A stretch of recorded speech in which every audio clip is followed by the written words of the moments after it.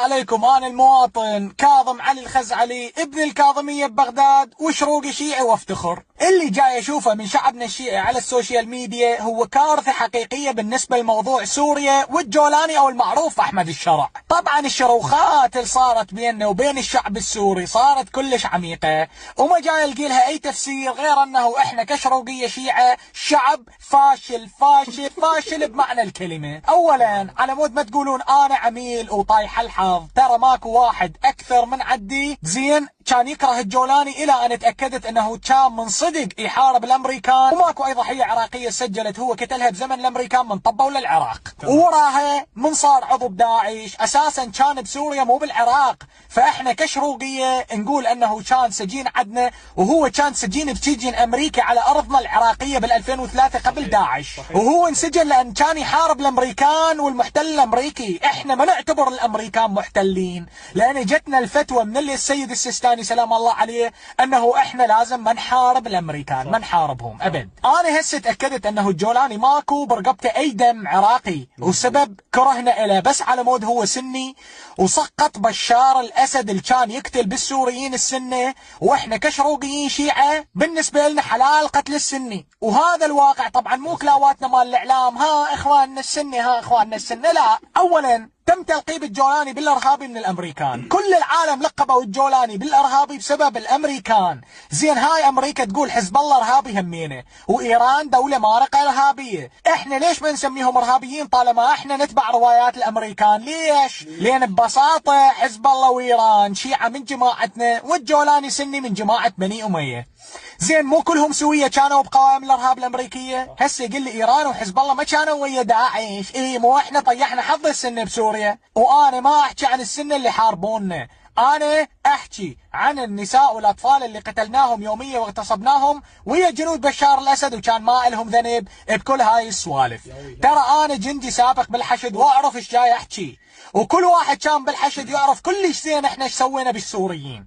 بس ماكو مشكله لان بالنهايه هم سنه وقتلهم حلال. زين وليش يوميا احنا بالسوشيال ميديا جايين نسب الجولاني وبالشعب السوري وبكل نجاح يحققونه على مستوى رفع العقوبات، لو الكهرباء، لو الاستثمارات، لو تطوير العلاقات الدبلوماسيه؟ ليش نسبهم؟ فاذا باختصار احنا شعب فاشل وجاهل ومريض، وديننا دين جهل ومرض وتخلف ولطم وقذاره. ماكو امام من ائمتنا المعصومين لطموا غسل رجول الايرانيين لو بذاك الزمان الفرس بحجه الزياره.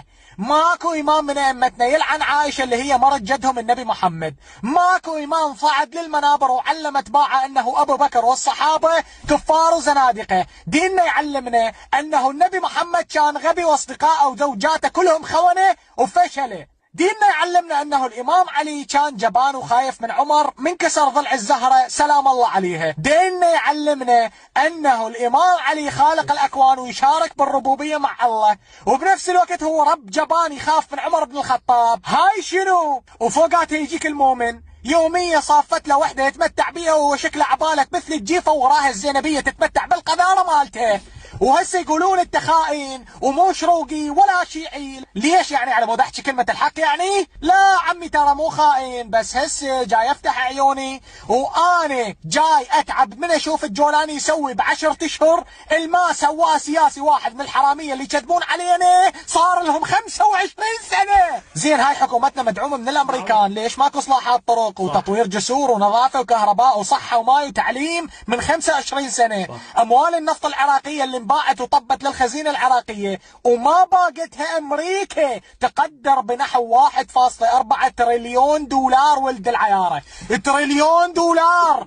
اكو شروقي من جماعتنا اللطامة يتخيل شنو حجم التريليون؟ بسنة 2014 صحيفة التلغراف البريطانية قدرت السرقات مال حكومات نور المالك المتعاقبة بأكثر من 500 مليار دولار. طبعا نص هاي الفلوس لو اغلبها كان الايران والباقي يم جماعتنا بالمنطقة الخضراء، لا عفوا المنطقة الزرقاء. زين احنا كشعب وين احنا؟ حايرين باللطم ونجند شبابنا وندزهم لسوريا على مدار 14 سنة. وليش هذا كله؟ لأن احنا الشروقية الشيعة باختصار فشلة.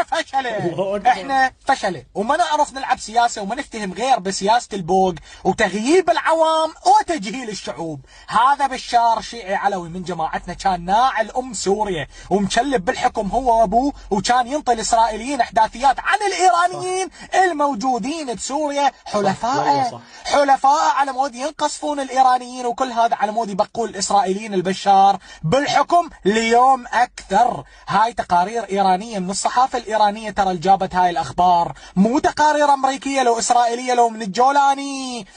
السعودية صار لها 15 سنة تمد ايدها النا للعراق بحكوماتنا الشيعية المتعاقبة، وجابوا لنا المؤتمرات بمقابل تخفيف العلاقات ويا ايران اللي تهدد امنهم، والسعوديين عرضوا علينا المساعدة بالنهضة والصحوة من الاستغلال الايراني للعراق وتجنب غسيل اموال ايران من بيع النفط الايراني عن طريق العراق على مود تتفادى العقوبات. وهم كانت ايران تبوق النفط العراقي من خلال حكومات نور المالكي وغيره. وشنو الرد مالتنا للسعودية؟ لا احنا ما نتعامل ويا الوهابية، احنا بس نريد نبقى مطاية للايراني. ولكم يا وهابية، هو انت شفت السعودية وين صارت والتقدم اللي بيها؟ ولكم احنا نريد نعيش، وهذا ابسط حقوقنا، انه يكون عندنا دولة متقدمة وتستفاد من مواردها. ترى الرفاهية مو كفر، ولا راح نصير وهابية اذا ترفهنا.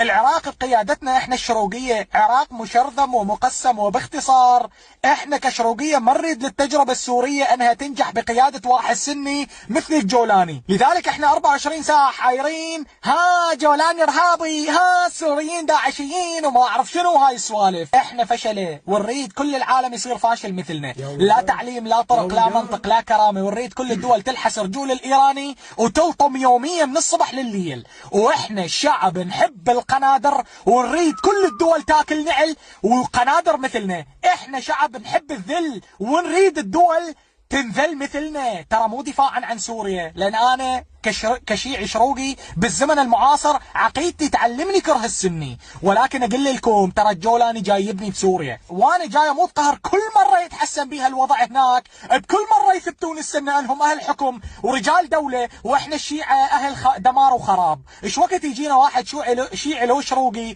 يكون رجل دوله بامتياز؟ ايش وقت نتحرر من العبوديه الايرانيه؟ ايش وقت نعوف اللطم ونعتبره ظاهره مال جهل وليست ظاهره دينيه مقدسه كانوا يمارسوها الأئمة المعصومين؟ ايش وقت نعامل العراق على انه ارض حضاري عمره عشرات الاف السنين ومو مزبله مال مطايه؟ ترى العراق هو مهد الحضاره، واللي جاي نسويه احنا الشروقيه هو طمث للحضاره عن بكره ابيها. هل انا متفائل بمستقبل افضل؟ لا. هل اعتقد انه راح يجي واحد شيعي من جماعتنا بخير وحظ يغير الوضع بالعراق للافضل؟ لا. زين شنو الحل؟ ببساطه وبكل قهر جاي احكيها وبكل شجاعه، لازم واحد سني يجي ويجيب ربعه ويرجع يبني العراق ويرجع للمقدمه بين الامم. هذا الحل الوحيد. وانا بكل قهر جاي احكيها هم مره الاخ، اتمنى الجولاني يجي يحكمنا هو وربعه، ويلا بعد قولوا عني خائن وكلاوتي وعميل ووهابي، وسلامتكم نعلى على والديكم.